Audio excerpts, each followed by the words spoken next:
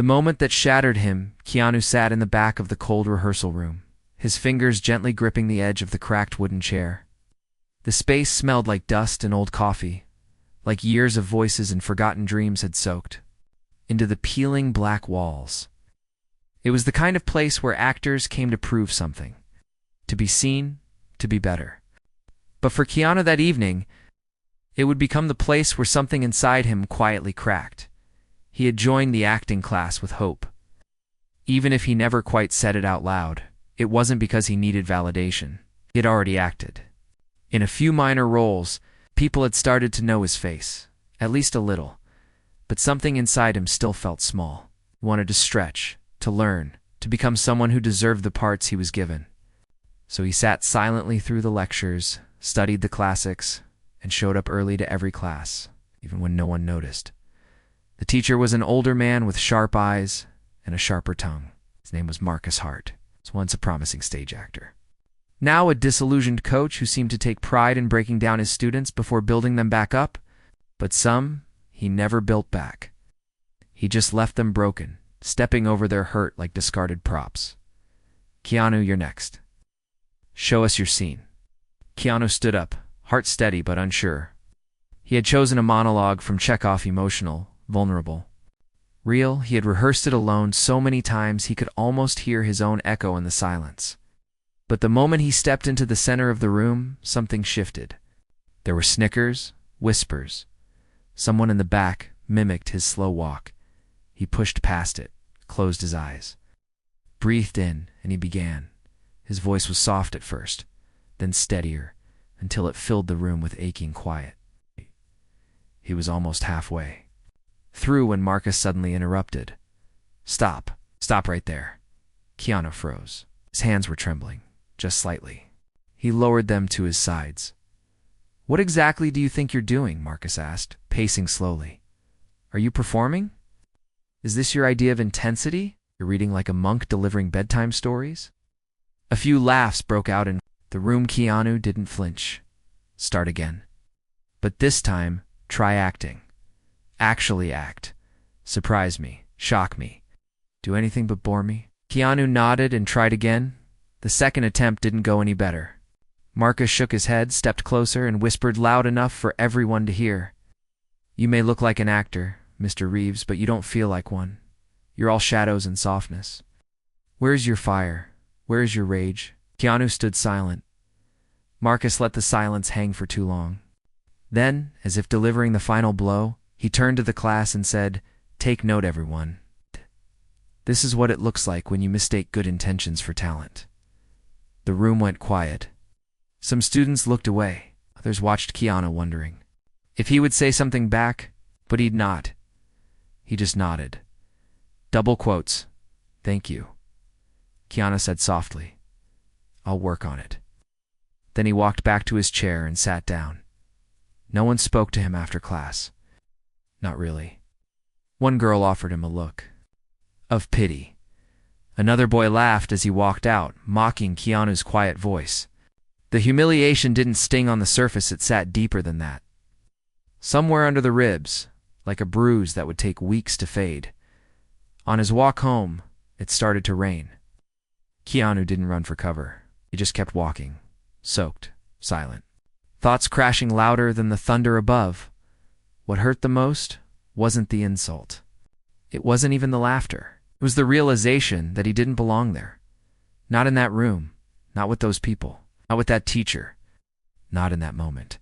But somewhere inside the ache, there was a flicker, a quiet voice, not one of rage, not one of bitterness, just something soft and steady. Be kind anyway. Keep going. Keanu didn't sleep much. He sat at his small kitchen table with a notebook in front of him. He wrote down the monologue again, line by line, not to fix it, not to prove anything, just to understand it better. Because for him, acting wasn't about showing off. It wasn't about rage or fire. It was about truth. And even if that truth was quiet, it still mattered. The next week he came back to class. Marcus raised an eyebrow, but didn't say anything. Keanu didn't ask to perform again. He just observed, studied, helped others with their scenes when asked. Slowly, some students began to respect him not because he was loud, but because he listened deeply. Spoke, it meant something. Weeks passed, then one day the guest director arrived. A woman named Eloise Granger. She had come to see the advanced students.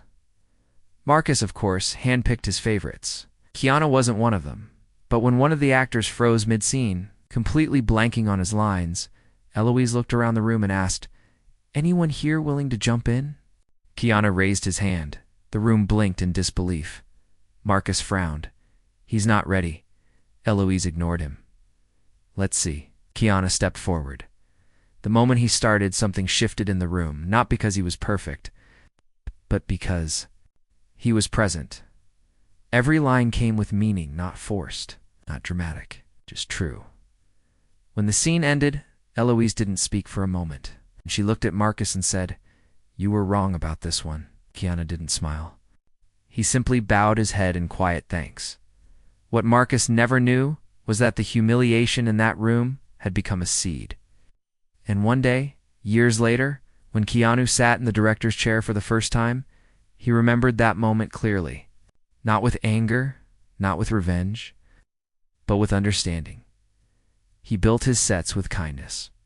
He treated his actors with respect. And he never raised his voice just to feel powerful, because he had learned something long ago. In that cold little rehearsal room, some people break others to feel strong. But real strength is lifting someone, even when no one's watching. Asterisk or roll. He didn't expect it had been 3 years since. Keanu left that acting class for good. 3 years since the humiliation that had nearly made him quit acting forever. But life had a strange way of moving forward. Even when the past still whispered. In your ear, during that time, Keanu had taken smaller roles. Nothing glamorous. Sometimes he played background characters. Sometimes he didn't even speak. But he showed up early, listened, and gave everything he had. And slowly, without anyone noticing at first, people began to respect him not because he demanded it, but because he earned it. One afternoon, while working on a small independent film, something happened that would shift the course of his life again. He was sitting on the edge of the set, eating quietly, when the director, a young man named Jonah Carter, walked over. "Hey, Keanu," Jonah said, wiping sweat from his forehead. "Can I ask you something weird?" Keanu looked up, confused. "Sure. Why do you always stay behind after the shoot to help pack up?" Keanu shrugged. "It feels right. Don't like leaving a mess for others." Jonah paused. "You're the only actor who does that? Most walk off the second we yell cut." Keanu smiled softly. "Maybe they're tired." Jonah watched him for a moment, then said something unexpected. "You ever think about directing?" Keanu blinked. "Me? No. Why?" "Because you see everything. You don't just act, you feel the whole scene. It's the way you help the lighting guy, the way you suggest changes without stepping on anyone. It's rare. I think you'd be great." Keanu didn't know what to say. No one had ever seen him that way before. 2 months later, Keanu got a call. Jonah had dropped out of a Project Tan emotional short film set in the 1980s about a father and son. The producers were looking for someone to take over quickly. Someone calm. Someone who could handle actors without breaking them down. Jonah had recommended Keanu at first. Keanu thought it was a mistake. He tried to say no, but something inside him whispered, "You're ready." He didn't have big ideas. He didn't have flashy plans. But he had heart. And maybe that was enough. His first day as a director was quiet. He wore simple clothes. No chair with his name on it, no shouting, just deep focus. The crew didn't know what to expect. Some doubted him. A few whispered that he was too soft for the job, but by the end of the first week, something had changed. Actors started staying after scenes to talk to him. Crew members began asking for his opinion. There was no yelling, no drama, only respect. Slowly they realized they weren't just working on a film. They were building something human, but not everyone liked it. One afternoon during a rehearsal, the lead actor, a talented but arrogant young man named Leo, kept ignoring directions. Keanu gently asked. Can we try that last part again? A little softer this time? Leo rolled his eyes. Softer. Why does everything have to be soft with you? The room went still. Keanu didn't react. Simply looked at Leo and said, because sometimes the strongest things are quiet. Leo smirked. You sure you're in the right chair? Man, you don't look like a director? Keanu could have ended the conversation there. But instead, he stepped closer and said calmly, maybe. Or maybe you're used to being yelled at, and anything else feels unfamiliar. Leo didn't respond. But the next day, he showed up early. He didn't say anything, but his tone softened. His acting deepened. Slowly, the arrogance melted away. The film wrapped in 6 weeks. When it premiered at a small festival, no one expected it to win anything. It was quiet, slow, emotional. But when the final scene faded and the lights came up, something unexpected happened. The audience stood up, not clapping wildly, just rising slowly in silent respect. Keanu sat in the back row, stunned. He hadn't directed it to win. He hadn't done it to prove anything, but maybe, just maybe, kindness had its own kind of power. After the screening, a woman approached him. She looked familiar, though. Keanu couldn't place her at first. You may not remember me, she said gently, but I was in your acting class. The one with Marcus. Keanu's eyes widened. Really? She nodded. I never forgot what he said to you. But I also never forgot how you responded. You didn't fight, didn't walk out angry, you just kept going. Keanu smiled. I didn't know anyone noticed. Everyone noticed, she whispered. But only a few of us learned from it. Before she left, she looked back and added, you belong in that chair. Over the next few months, things changed. Keanu was offered more projects not because he chased them, but because his name had started to mean something else. Not fame, not power, but trust. He didn't yell. He didn't break people down. He built them up. But still, a part of him hadn't healed. Not completely. He hadn't seen. Marcus Hart, since that day in class, hadn't spoken to him. Hadn't even thought about him much until one day. Fate stepped in again. Keanu was invited to guest lecture at a local acting school. He almost said no. He didn't like being called a teacher. It felt strange. But something about the invitation pulled at him when he arrived. He was told he'd be speaking to the advanced class.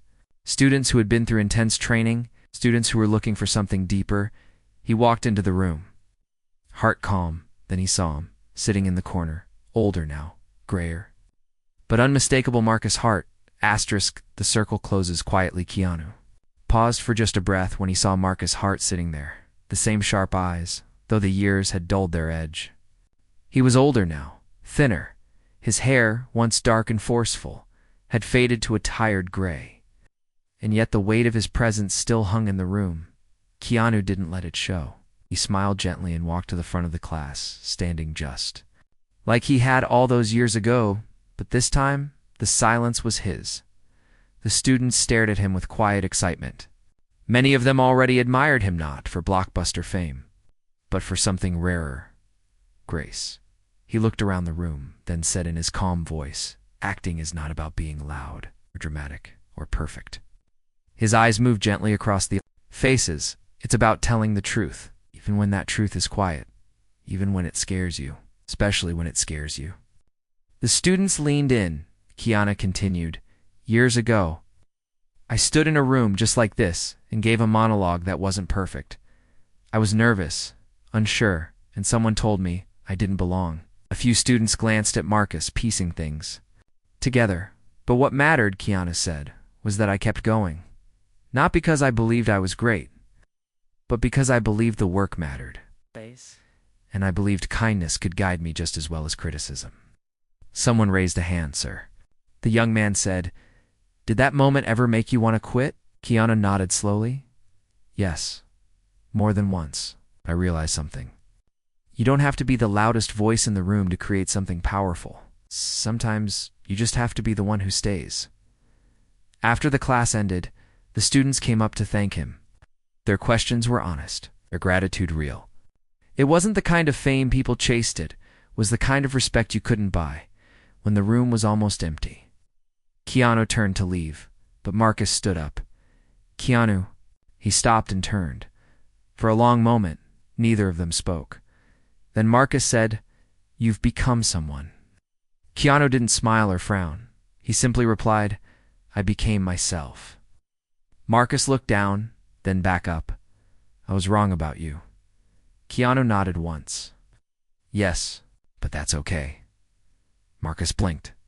Maybe expecting anger, maybe expecting pride. But all he got was peace. "Do you hate me for what I said back then?" Marcus asked quietly. "No," Keanu answered gently. "You helped me. Not the way you meant to, but still, you did." Marcus's voice cracked slightly. "I thought I was helping people by being harsh, breaking them down to make them tougher." Keanu looked at him with soft eyes. "Sometimes we confuse cruelty with strength, but they're not the same." Marcus lowered his head. "Well, I think I knew that, but it was easier to be feared than forgotten." Keanu walked a little closer. "You weren't forgotten," he said. "But maybe now, it's time to teach a different way." Later that evening, Keanu walked alone through the quiet streets of the city. The sky above was cloudy, the kind of gray that matched old memories. He stopped by a small cafe and sat near the window. Sipping tea, his mind drifted not to fame, not to success, but to the journey, the people, the ones who doubted him, the ones who believed in silence. Then a voice interrupted his thoughts. "Excuse me, are you Keanu?" He turned to see a young woman, maybe 23. Her eyes were wide with hesitation. "Yes," he said. Warmly, she sat down quickly. "I'm sorry to bother you. I saw you speak today in class. You're in Marcus's program." She nodded.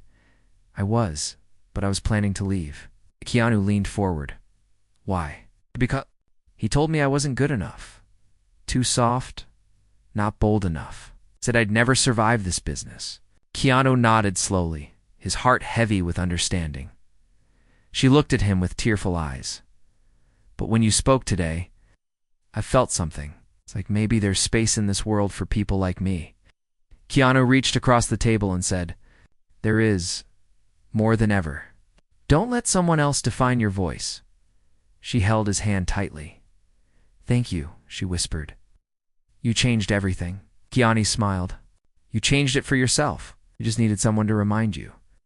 The next morning, Keanu received a letter on his doorstep. No name, no stamp. Just left there quietly. He opened it. Inside was a note written in careful handwriting. "You were right. I'm starting over. This time, I'll build, not break. Thank you, Match." Keanu folded the paper carefully and placed it inside a drawer. He sat there for a moment, then whispered softly, full circle. Months passed, and one day, Keanu found himself on the set of a new film, not just as director, a co-writer, mentor, and quiet guardian of every soul on the set. On the first day of shooting, a young actor came up to him and said, "Sir, I don't know if I belong here. I'm not loud. I don't stand out." Keanu smiled. "You're here because you listen, because you care, and because sometimes the quietest people carry the deepest truth." The boy nodded, holding back tears, and just like that, a new journey began. Keanu never chased power. He never demanded attention, but somehow, by simply staying true to himself, he became the person people trusted most, because in a world full of shouting, he had learned to lead with stillness, and that, more than anything, was what made him unforgettable. Echoes of quiet leadership had been nearly a year since Keanu finished his last film. It hadn't broken records. It hadn't won big awards. But something more powerful had happened. It had reached people.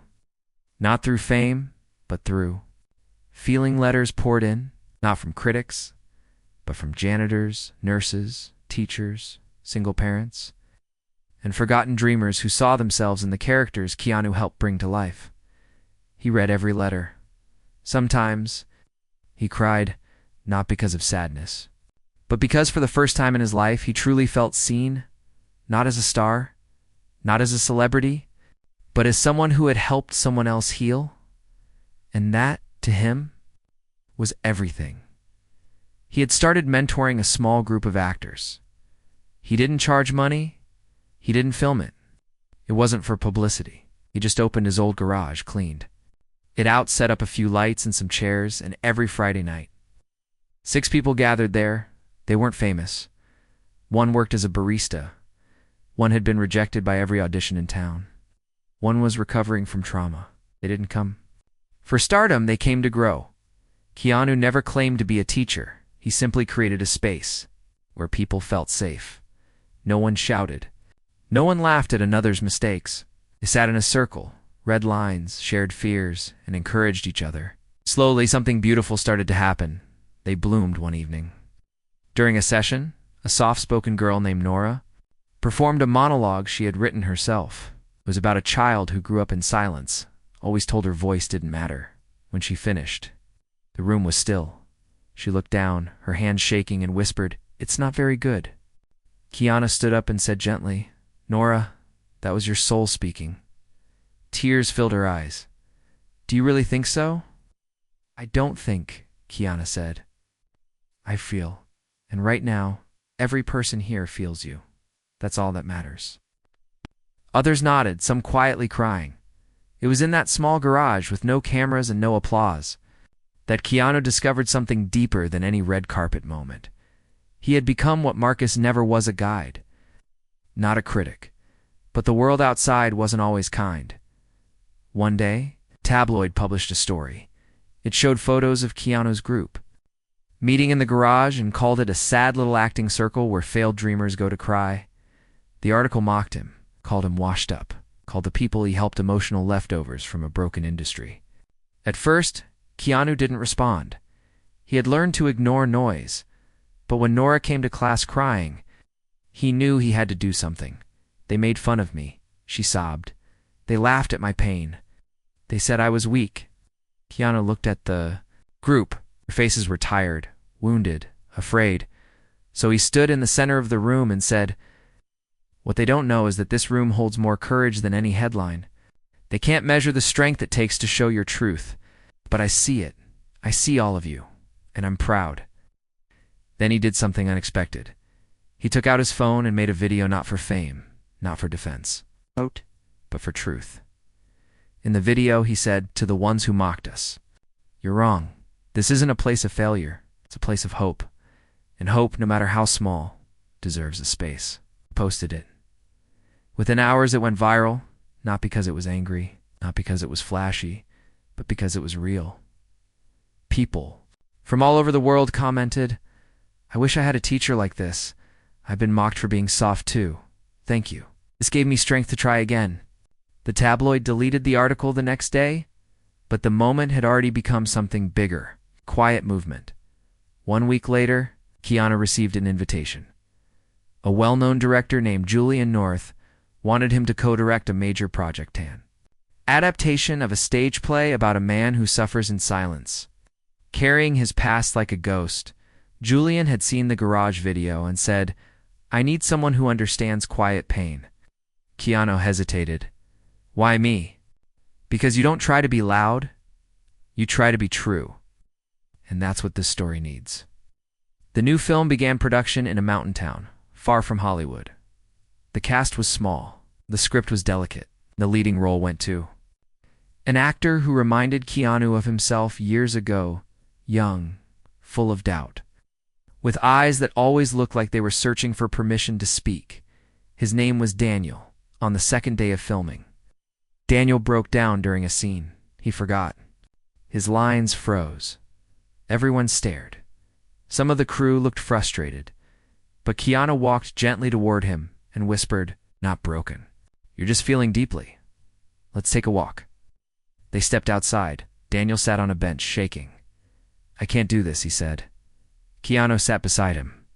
"That's what I used to think. Once I was humiliated in front of a room full of people, told I wasn't enough. It nearly ended me." Daniel looked at him, shocked. "You?" "Yes." Keanu nodded. "But what saved me was kindness. Not from others at first, but the kindness I gave myself when I chose to keep going." Daniel breathed in slowly. "I've never heard anyone say it like that." Keanu smiled. "That's why you're here." They returned to set this time. Daniel didn't act the scene. He lived it when they finished the take. The crew didn't clap. They stood in silence, because it was one of those moments where applause felt too small. That night, Keanu sat, alone in his trailer, watching the stars. He didn't feel powerful. He felt grateful. Grateful for the long road, for the rejections, for the teachers who broke him, and for the people who healed him. He thought of Marcus again. Then he whispered into the night, "I forgive you, not for Marcus's sake, but for his own. Because the only way to carry the past is to turn it into something that lifts others." Asterisk, the student becomes the light. The film wrapped under the soft light of the mountains. It was quiet on the last day. No grand speeches, no confetti. Just people who had grown together, sharing hugs, wiping tired eyes, and whispering thank yous into the dusk. Keanu stood at the edge of the set, hands in his pockets, watching Daniel laugh with the sound crew. A few months ago, Daniel couldn't speak without trembling. Now, he moved with quiet confidence, not because he was perfect, but because someone had believed in his imperfections. Keanu turned and looked up at the darkening sky. He had never imagined his journey would lead here. He had never imagined that being humiliated in front of strangers would one day help him become a person who could hold others steady. But life worked that way. When pain was carried with grace, it became light, and light spread. A week later, Keanu was asked to speak at a charity gala. The theme was healing through art. He almost said no. He didn't like attention, didn't like standing on stages. But then he thought of Nora, Daniel, the barista, who wrote her first play in his garage. He thought of the people who had quietly risen in his shadow. So he said yes. The hall was elegant, with polished people with long gowns and sparkling smiles. But as Keanu stepped onto the stage, he didn't speak in a voice that filled the room. He spoke the same way he always had, softly. "When I was younger," he began, "I was told I wasn't enough. I was told to be louder, harsher, bolder. I was told that kindness was weakness, and for a while I believed them. A few people leaned in closer, but then I met others who were like me, soft-spoken, thoughtful, full of questions, not answers. And I realized something." Paused, his eyes scanning the crowd. "The world doesn't need louder voices. It needs deeper ones. Voices that carry empathy, patience, humility. Voices that hold space, not take it." He told them about the garage classes, about the rejected actors who became brave storytellers, about the kid who cried at his first line and then ended up leading a scene that silenced the whole set. He ended with this: "So if you're listening to this and you've been told you're not enough, I hope you keep going. I hope you stay soft in a hard world. Because one day, someone else will need your light." When he stepped down, the applause didn't explode. It rose, slowly, deeply, like a tide of respect. After the gala, a woman approached him in tears. "My son watches your interviews," she said. "He's autistic. He doesn't speak much. He watched your video from the garage and said, 'He's like me.'" Keanu placed a hand on her shoulder, holding back his own tears. "Tell him he's stronger than he knows." Weeks later, Keanu returned to his garage. The small circle of actors had grown. There were now 12 chairs. But on that day, he didn't lead the group. He sat in the back. Because Daniel was leading, he stood in the center of the circle, holding a worn copy of a new play, and the way he spoke, the calm, the care. The present set echoed Keanu's own voice, but it wasn't a copy. It was something new. His own version of light. When the session ended, Daniel walked over to Keanu and sat beside him. "I used to be afraid of my voice," Daniel said quietly. Keanu smiled. "I know. But you gave it back to me." Keanu shook his head. "No, you reclaimed it. I just reminded you where to look." Daniel laughed softly. "You're going to deny being a teacher forever, huh?" "Forever." Keanu grinned, but in his heart he knew the truth. He had become the kind of guide he never had. In the garage wasn't just a space anymore. It was a sanctuary, eh? Producer reached out a month later with an offer. A major studio wanted Keanu to direct a high-budget feature film. It was a career-defining opportunity. The script was powerful. The cast would be international. The message was beautiful, but Keanu hesitated. He liked quiet sets. He liked small rooms with trust and tears and truth. He asked for one thing before accepting. "Can I choose my own team?" Studio agreed. He brought Nora as assistant director, Daniel as casting advisor, and 3 others from the garage. The studio was hesitant at first, but by the 3rd week of shooting, everyone understood why he chose them. They worked harder than anyone. They listened better than most.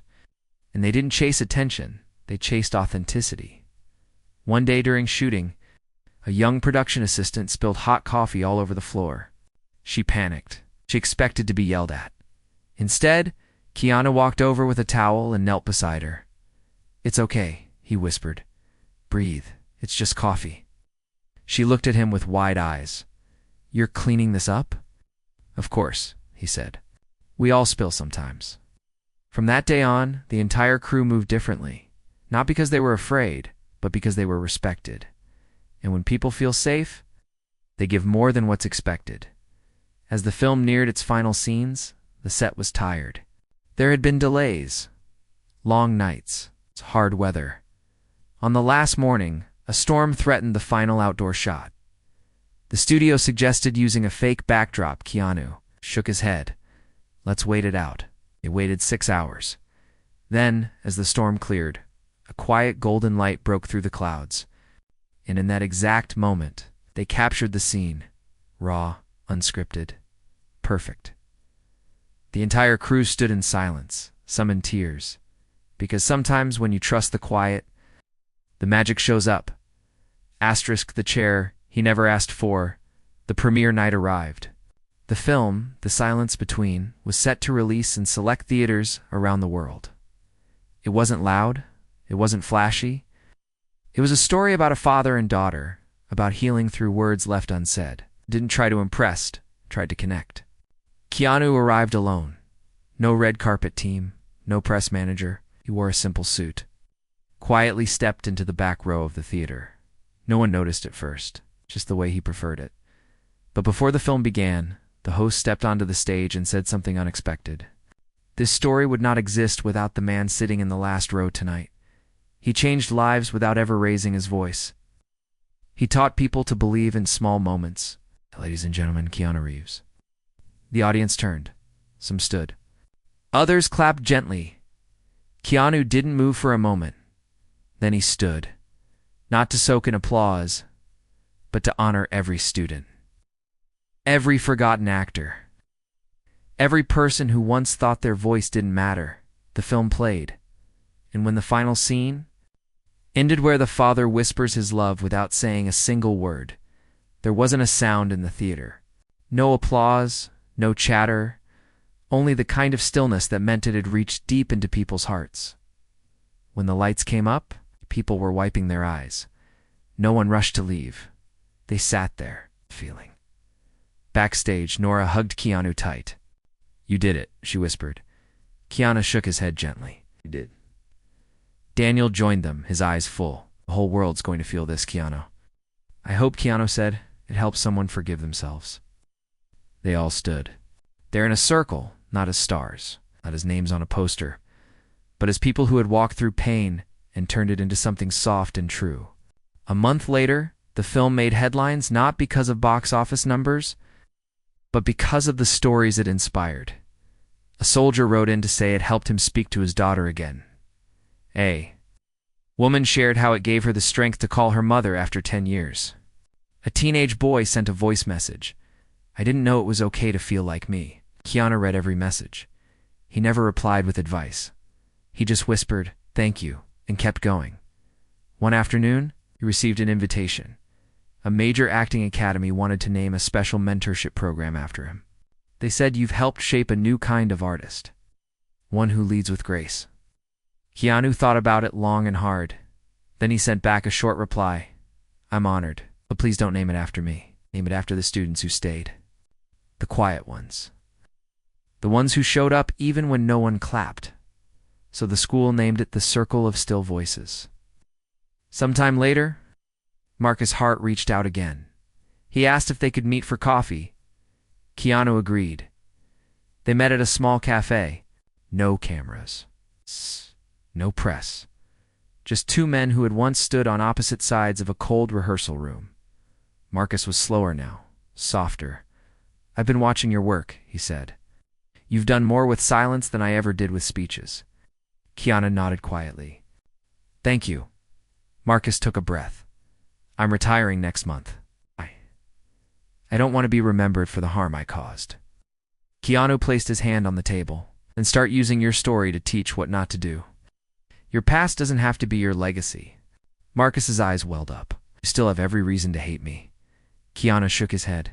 "No, you helped me become who I am. Who I am forgives you." Years passed, the world changed. Trends rose and fell. New stars came and went. But somewhere in a quiet studio in Los Angeles, the garage still stood. Keanu no longer led the sessions. His students did. Daniel, Nora, others they taught without shouting. They built trust without fear. And every now and then, when the room fell, silent between scenes, someone would glance at the empty chair in the back corner, the one Keanu used to sit in. They never filled it because it wasn't just a chair anymore. It was a reminder. A reminder that a man once sat there who turned humiliation into healing, who turned silence into strength, who taught the world that kindness is not weakness, and that even the softest voice can shape a generation. One final evening, Keanu returned to the garage. The lights were dim, the room empty. He stood there alone. His hand ran across the old wooden chair, and with a gentle breath, he whispered, "Thank you for breaking me, so I could build them." Then he turned off the lights and walked out into the night. Not as a star, not as a legend, but as someone who had quietly, fully, completely become the guide he once needed.